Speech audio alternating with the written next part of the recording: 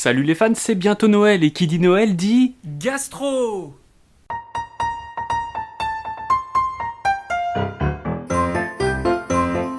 Et oui, qui dit Noël dit cadeau, et quoi de mieux pour un fan que de recevoir un cadeau Michael Jackson à Noël? La paix dans le monde, la réduction des gaz à effet de serre. Mais on s'en fout!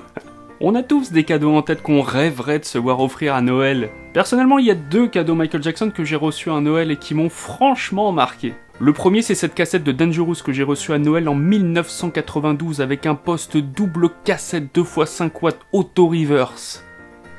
Ça rigolait pas. Et le deuxième est beaucoup plus récent parce qu'il y a 2 ans, je me suis vu offrir à Noël ce magnifique blouson du History Tour avec du cuir. Et comme Noël est la saison des rêves et de l'espoir, j'ai décidé de partager avec vous le top 5 des collecteurs de mes rêves, ceux que je rêverais de me voir offrir à Noël. Top 5, top series, ça y est, ils ont compris. Ils ont compris. The Medleys fait partie de 3 promos brésiliens sortis en 1994 et qui ont été distribués en picture CD et en disque vinyle. Cette série de promos a été distribuée en très petite quantité sur le sol brésilien et j'avoue avoir un faible pour la pochette The Medleys que je trouve absolument magnifique. Que ce soit en vinyle ou en CD, The Medleys fait indéniablement partie des collecteurs que je rêverais un jour avoir dans ma collection, même si j'ai un petit faible pour l'édition CD. Enfin, je cracherai pas sur la collection complète non plus, hein.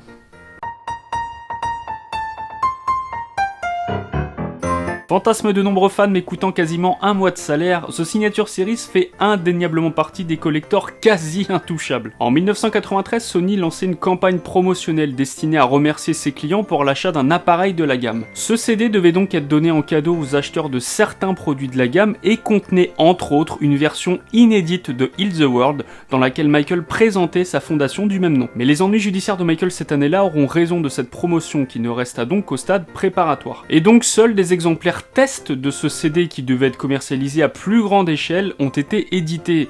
Certains parlent de 30 à 50 exemplaires, mais c'est assez difficile à vrai dire d'avoir une estimation précise. Ce qui est sûr, c'est que ce CD est extrêmement rare et très difficile à trouver. Attention aussi, beaucoup d'exemplaires pirates circulent sur le marché. Évidemment, je le verrai bien dans ma collection, mais je ne suis pas certain de pouvoir mettre la somme que demandent la plupart des vendeurs. Alors pourquoi pas le recevoir en cadeau un jour, hein.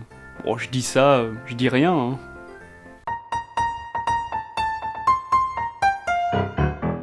Extrait de l'album It Is Storybook que Michael enregistra en même temps que l'album Thriller mais pour une maison de disques concurrente, Someone in the Dark était décliné en 2 versions, une première baptisée Opening Version et une deuxième baptisée Closing Version qui devait donc respectivement ouvrir et clôturer l'album. Fin 82, l'album It Is Storybook s'apprête donc à sortir et un peu avant Thriller, et donc franchement la maison de disques de Michael, la CBS, qui était déjà pas très contente que leur poulain enregistre un album pour une maison de disques concurrente, a donc tout fait pour faire capoter ce projet. L'affaire fut portée en justice et la CBS a obtenu gain de cause, ce qui a signifié l'arrêt de la promotion de l'album It Is Storybook. Et tous les exemplaires du 45 tours promo de Someone in the Dark furent renvoyés à la RCA. Et peu d'entre eux ont survécu, ce qui fait que ce collector est très convoité par les fans, moi y compris.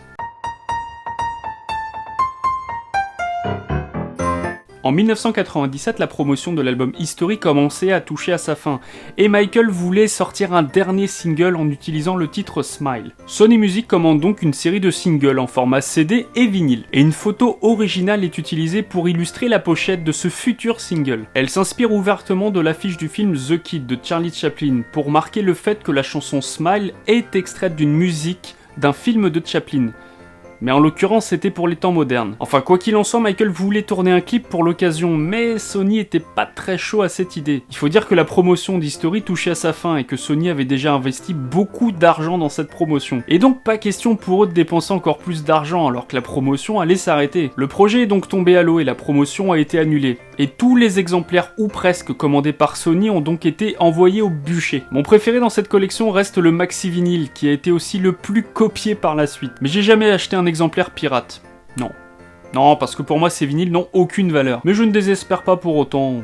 Je sais qu'un jour j'aurai mon exemplaire de Smile. Peut-être sous le sapin. Comment ça je triche ? Non, c'est un collector. Et franchement, c'est la pièce que j'aimerais un jour avoir dans ma collection. Et en plus, je suis dégoûté parce qu'au début des années 2000, on pouvait franchement en trouver assez facilement sur eBay. Et à l'époque, il y avait quasiment pas de fake. Aujourd'hui, c'est plutôt l'inverse. Il y a beaucoup plus de fake que de vrais exemplaires. Et du coup, c'est très compliqué pour s'y retrouver. Et l'autre détail non négligeable, c'est que les prix ont carrément explosé depuis la mort de Michael. Au début des années 2000, quand Michael était au creux de la vague, on trouvait un Fedora sur eBay aux alentours de 7 à 800 euros. Aujourd'hui, c'est 5000 euros minimum. Hein. Et en plus, vous n'êtes même pas sûr d'acheter un exemplaire authentique. Alors je pense vraiment que ce collector restera jamais comme un rêve inaccessible. Quelqu'un un mouchoir, s'il vous plaît? Voilà, j'espère que ce premier numéro de Top Series vous a plu, et si c'est le cas, je compte sur vous pour mettre un petit like sur la vidéo, et n'hésitez pas à me dire dans vos commentaires quel est pour vous le top 5 des collectors de vos rêves. En attendant, je vous souhaite de passer de très bonnes fêtes de fin d'année, je vous souhaite un joyeux Noël, et je vous dis à l'année prochaine!